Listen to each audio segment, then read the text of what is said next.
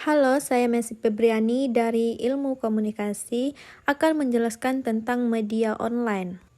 Media online adalah sarana informasi yang muncul di Indonesia setelah jatuhnya pemerintahan Soeharto pada tahun 1998, di mana ia menjadi salah satu sumber informasi yang dapat membentuk pandangan publik. Media online menyampaikan beragam informasi aktual yang dikonsumsi oleh masyarakat luas dan merupakan bagian dari komunikasi massa yang menggunakan mesin atau media seperti internet. Pentingnya media online dalam konteks Indonesia. Media online memiliki peran penting dalam konteks Indonesia, terutama setelah jatuhnya pemerintahan Soeharto pada tahun 1998.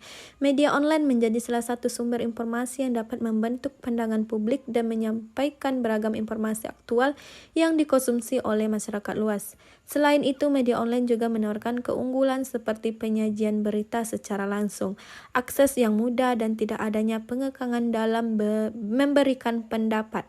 Dengan kehadiran internet dan penggunaan media sosial, ide-ide dapat menyebar lebih cepat, menjadikan media online sebagai sarana komunikasi yang efektif. Sejarah media online di Indonesia. Yang pertama, perkembangan awal media online. Perkembangan awal media online di Indonesia terjadi setelah jatuhnya pemerintahan Soeharto pada tahun 1998. Media online mulai muncul sebagai alternatif media dan menjadi sumber informasi yang dapat membentuk pandangan publik. Detik.com, yang merupakan media online pertama di Indonesia, resmi berdiri pada tanggal 19 Juli 1998 dengan fokus awal pada berita politik, ekonomi, dan teknologi informasi. Yang kedua, perubahan dari media tradisional ke media digital. Peralihan dari media tradisional ke media digital merupakan salah satu perubahan terbesar dalam industri komunikasi dan informasi. Dalam beberapa dekade terakhir, perubahan ini dipengaruhi oleh kemajuan teknologi, perilaku konsumen, serta kebutuhan untuk lebih cepat dan lebih terjangkau dalam menyebarkan informasi. Tipe media online ada 4. Yang pertama, portal berita, blog, media sosial, podcast, dan video streaming. Peran media online ada 3. Yang pertama, sebagai sumber informasi. Yang kedua, meningkatkan partisipasi publik. Yang ketiga, mempercepat penyebaran informasi. Dampak media online. Dampak positifnya seperti akses informasi cepat, demokratisasi informasi.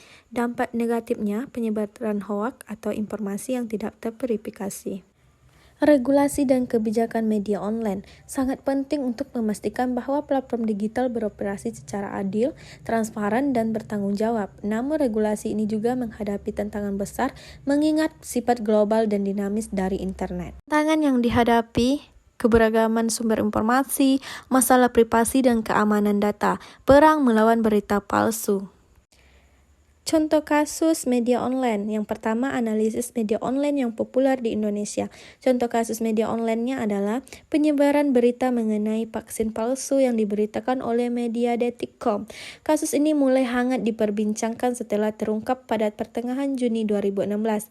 Dan Detik.com secara berturut-turut menyajikan berita seputar kasus ini mulai tanggal 22 Juni 2016. Yang kedua, kasus-kasus konten viral dan dampaknya seperti konten di TikTok, Twitter, Facebook, dan lain sebagainya.